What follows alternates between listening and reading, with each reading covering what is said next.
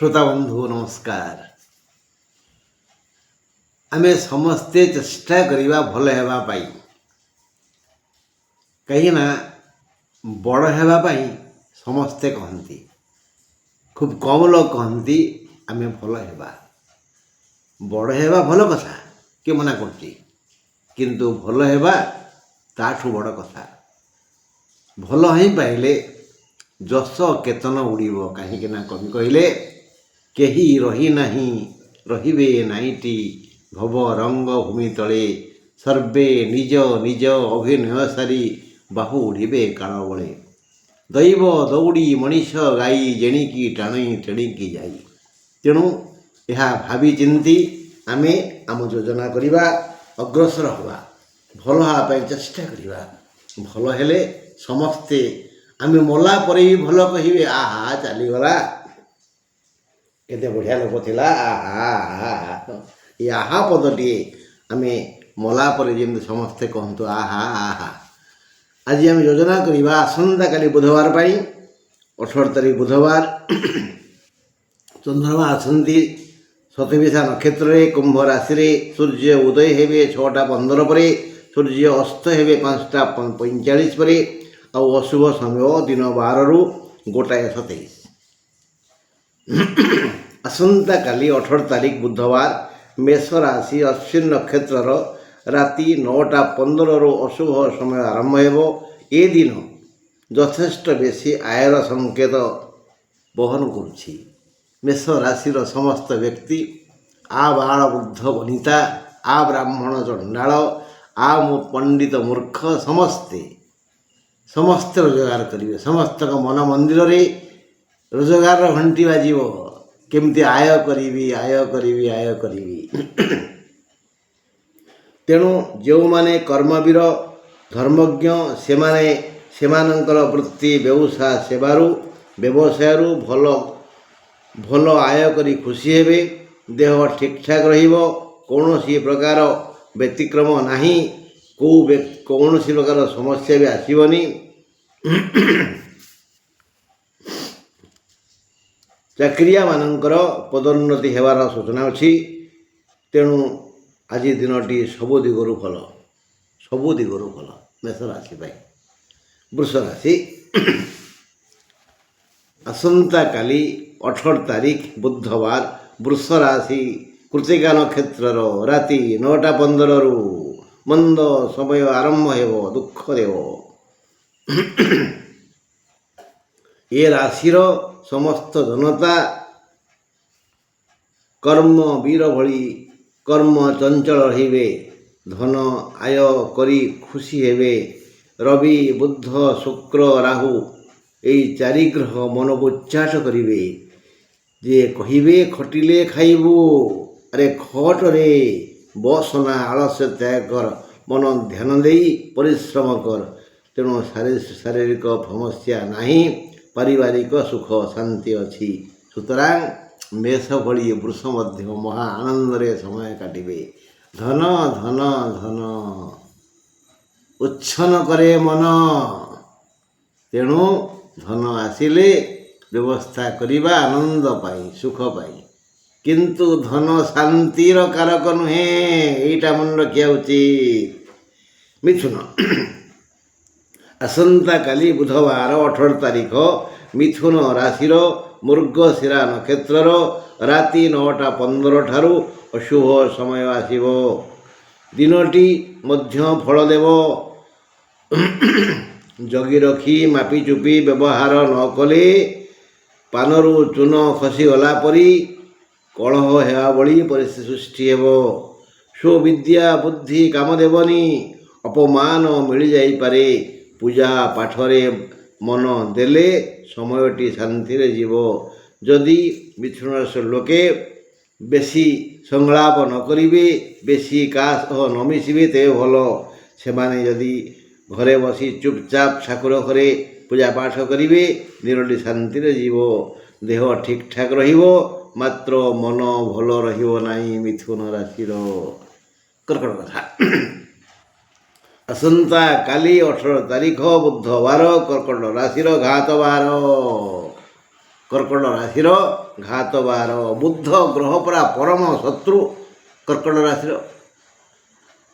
ଚନ୍ଦ୍ରମା ଚେଷ୍ଟା କରନ୍ତି ବୁଧକୁ ଖୁସି କରିବା ପାଇଁ।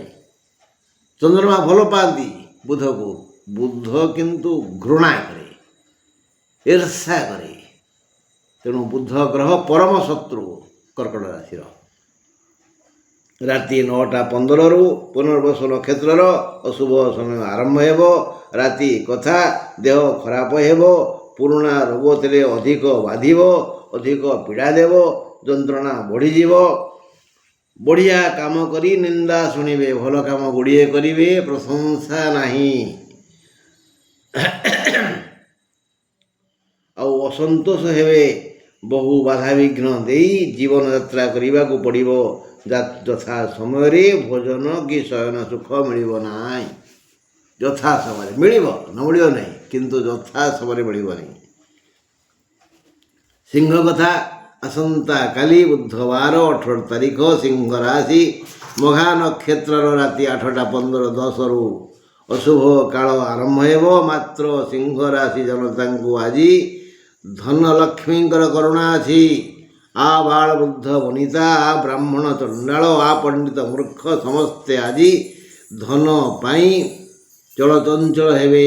ସମସ୍ତ ଦ୍ୱାର ଖୋଲିଯିବ, ଆୟର ପନ୍ଥା ଖୋଲିଯିବ। ଯାହାକୁ କହନ୍ତି ଧନ ଉଡୁଛି ଧବେ, ମୁଠେଇକରି ଧ।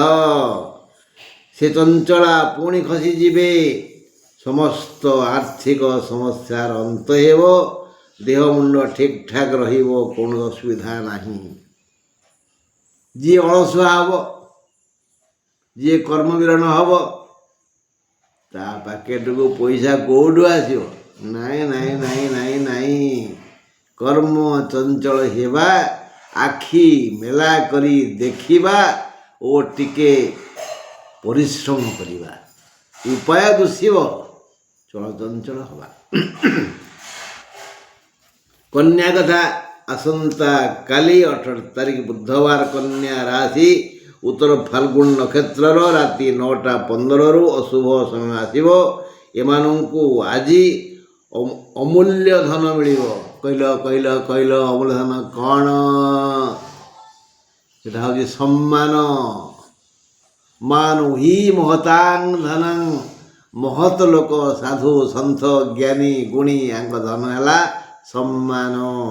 ତେଣୁ ଏହି ସମ୍ମାନ ମିଳିବ କନ୍ୟା ରାଶିଆଙ୍କୁ। ମାନ ସମ୍ମାନ ବୃଦ୍ଧି ହେବ। ମନୋ ହିଁ ମହତାଂ ବଳମ୍, ଏ ନିୟମ କାଲି ତାଙ୍କ ପାଇଁ ପାଳିତ ହେବ। ମୌଳିକ କୌଳିକ ପାରିବାରିକ ଆର୍ଥିକ ସାମାଜିକ ସୁଖ ଅଛି। ଦେହ ମୁଣ୍ଡ ଠିକ୍ ଠାକ୍ ରହିବ। ଆୟ ଅମଳ ଭଲ ହେବ। ଆଜି ବିବିଧ ଲାଭ ଯୋଗ ଅଛି କନ୍ୟା ରାଶିର। ସେ ଲାଭ କାହାକୁ କେଉଁ ରୂପରେ ଆସିବ ମୁଁ ବାରମ୍ବାର କହିଛି। ଆସନ୍ନ ପ୍ରସବା ନାରୀ କି ସନ୍ତାନ ଲାଭ ହେବ। ବିଦ୍ୟା ଖୋଜୁଥିବା ଛାତ୍ରମାନଙ୍କୁ ବିଦ୍ୟା ଲାଭ ହେବ। ପାରମାର୍ଥିକ ବ୍ୟକ୍ତିଙ୍କୁ ଇଷ୍ଟ ଦର୍ଶନ ହେବ ଇତ୍ୟାଦି। ଆଉ ବ୍ୟବସାୟ ପ୍ରଭୃତି ଲୋକଙ୍କୁ ଅର୍ଥ ଲାଭ ହେବ। ଲାଭ ହେବ, ପ୍ଲସ୍ ପଏଣ୍ଟ, ଦୁଃଖ ନାହିଁ। ତୁଳାରାଶି, ଆସନ୍ତା ବୁଧବାର 18 ତାରିଖ ତୁଳାରାଶି ଚିତ୍ରା ନକ୍ଷତ୍ରର ରାତି 9:15 ଅଶୁଭ କାଳ ଆସି ସମସ୍ୟା ବଢ଼ିଯିବ। ଏହି ଜନତା ସାମାଜିକ ପାରିବାରିକ ମୌଳିକ କୌଳିକ ଆର୍ଥିକ ପାରମାର୍ଥିକ ବୌଦ୍ଧିକ ସୁଖ ପାଇ ଆନନ୍ଦିତ ହେବେ। ଯାହା ଜନ୍ମ ଜାତକରେ ଚତୁର୍ଥାଧିପ ଦଶମରେ ଥିବେ, ଯାହା ଜାତକରେ ଚତୁର୍ଥାଧିପ ଦଶମରେ ଥିବେ, ମିତ୍ର ଦୃଷ୍ଟିରେ ଥିବେ, ମିତ୍ର ମହଲରେ ଥିବେ, ସେ ଅଧିକରୁ ଅଧିକ ସୁଖ ଲାଭ କରିବେ। ମାତ୍ର ଧର୍ମପତ୍ନୀ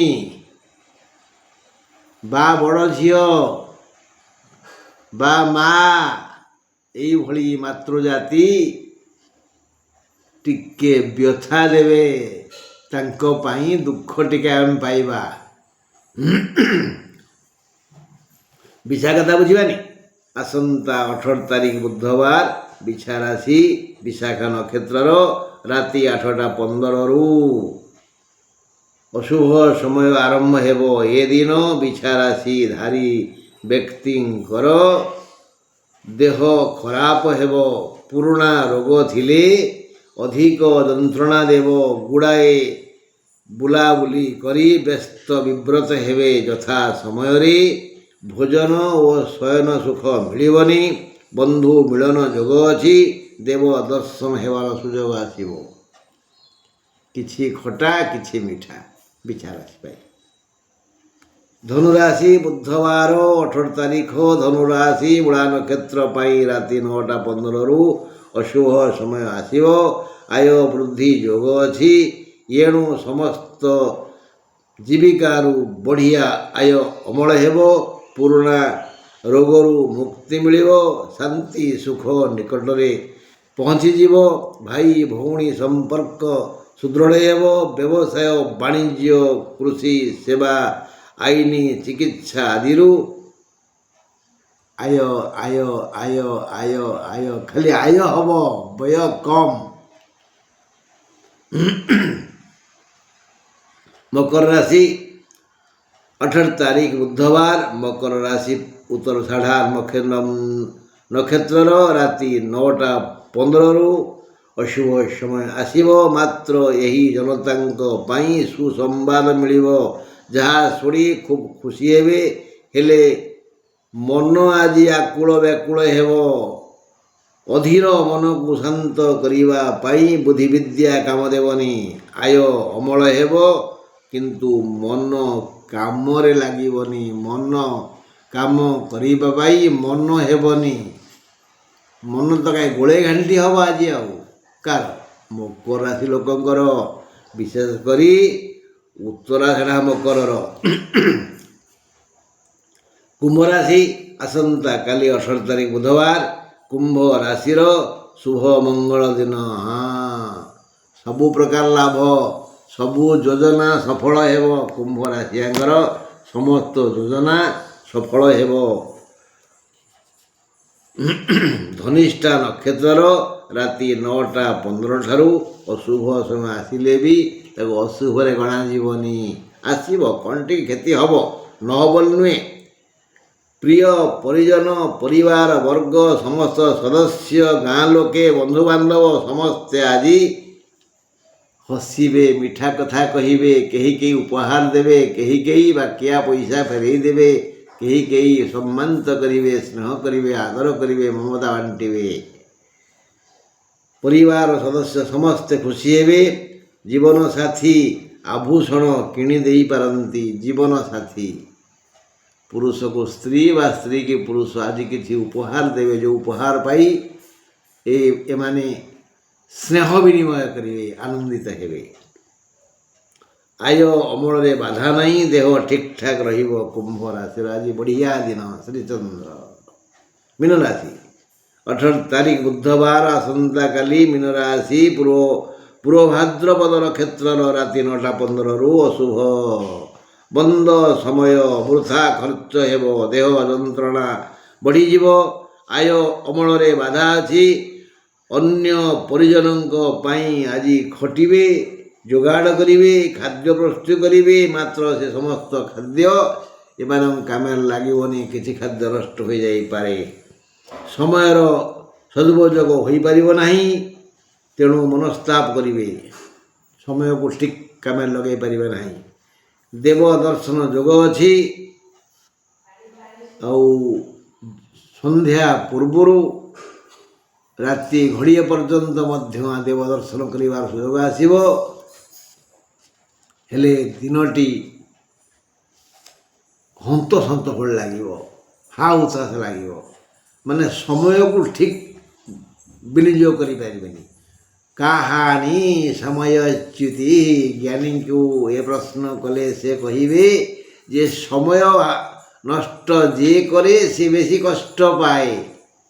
ଘଣ୍ଟା କଣ୍ଟା ମିନିଟ ସେ କହୁଛି କ'ଣ?